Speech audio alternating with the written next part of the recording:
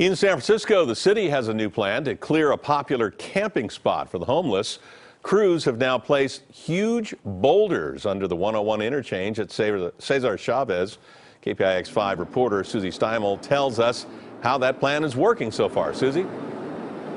Yeah, well, whether they're working or not depends on who you ask. Here are the boulders, and the city will tell you they are working because there are no tents here and there is nothing blocking the public right-of-way. But any homeless advocate is going to say this is not how we should combat homelessness in San Francisco. They are calling this idea short-sighted.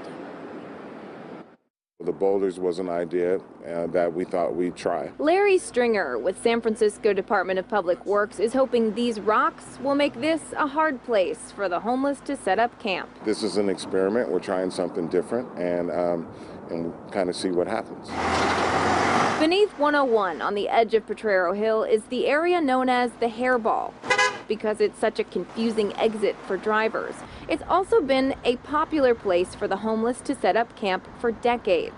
That is, until the city cleared the encampment last month. These boulders are the deterrent Public Works hopes will keep people away.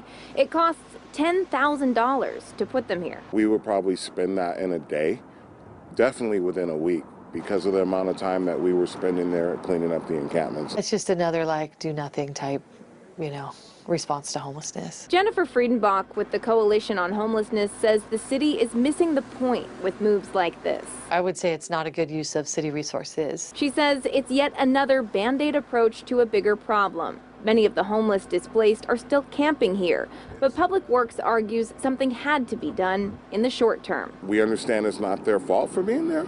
It's not by choice, but there's also a balance for the public as a whole. What's safety-wise, health-wise, what's good for the safety and in the public right away.